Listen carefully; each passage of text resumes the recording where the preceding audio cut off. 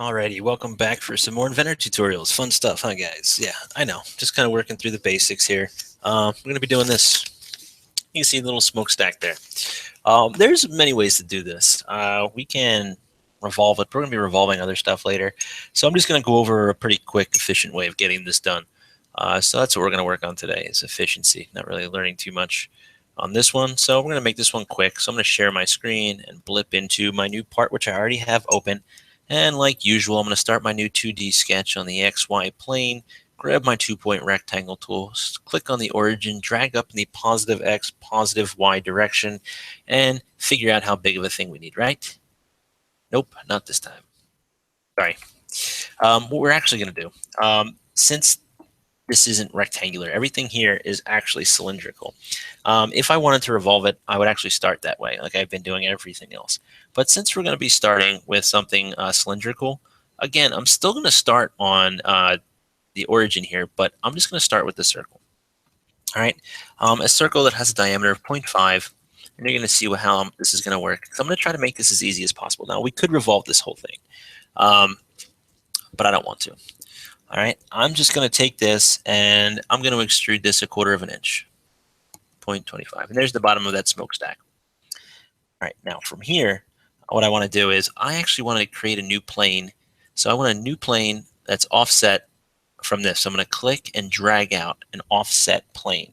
And that's really going to be the distance in between the bottom of that platform and that next sized circle.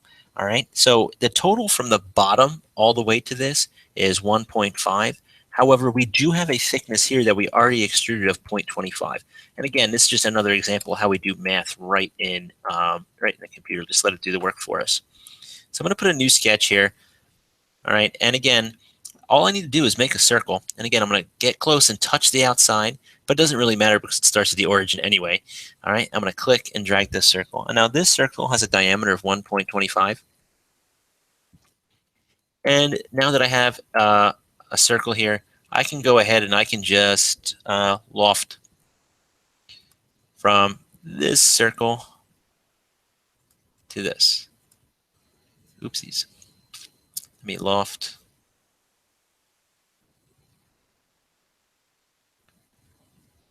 From there.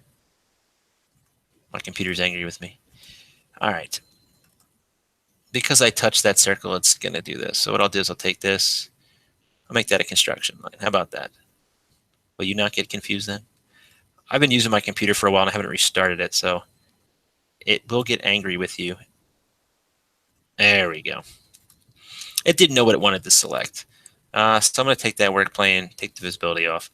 Sometimes you have to do that. Just make something a construction line just to clarify in the computer what you want it to do. The next thing I'm going to do is I'm just going to go right here and put a new this. Nope, not a new hole. No. Right click, new sketch.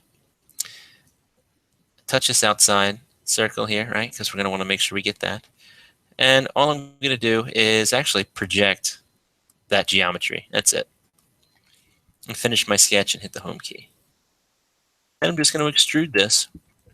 And this needs to extrude to a total distance of 1/4 of an inch, which it is. However, we can go to this More tab, and we know we have to offset a taper of 15 degrees. All right. Well, that's 15 degrees. Looks like it's just tapering out still. I don't want that. I want a negative 15 degrees.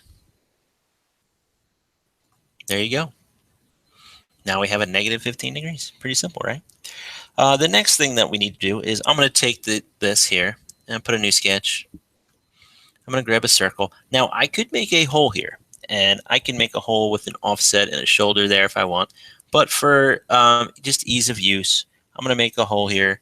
And let me hit escape because it automatically tried to make me another circle by accident. Because sorry about that, my touchpad. So this inside circle has a diameter of 0.375. All right, and let's see.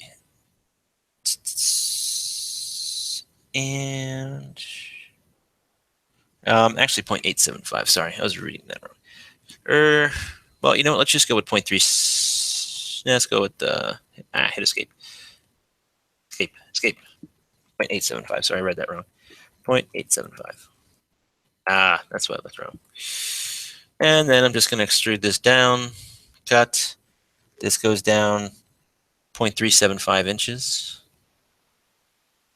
I was reading my notes upside down. That's what happens.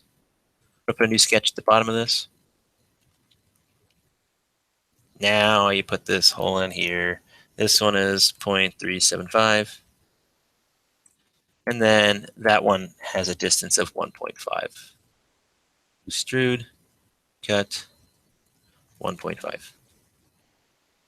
All right. Let's see. All right. And we've already gone down 0.375. So again, 1.5 minus 0.375. And there we go. If all is well, that should match up with this bottom. Oh, it does. There we go. Ta-da.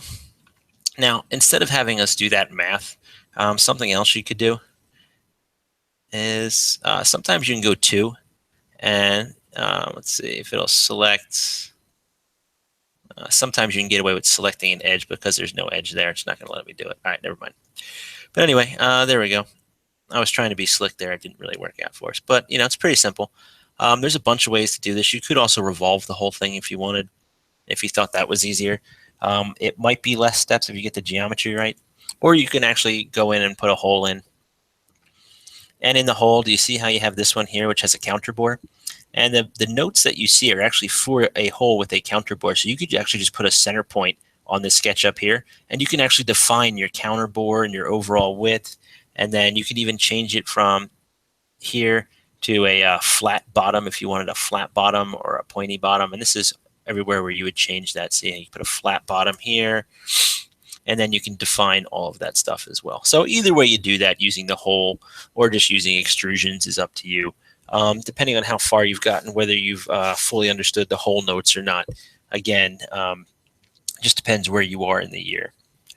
Alrighty. Note optional chamfer the bottom of the edge. So there's an optional note here for that. So are they talking about this? Note option bottom edge. And they want you to chamfer that 0.1 at your standard 45 degrees, which is where you're at. So you can chamfer that if you want. All right.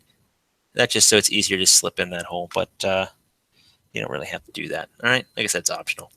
All right. So that's hopefully that was helpful. And if you come up with another way, obviously like revolving or something like that, it's just as fine.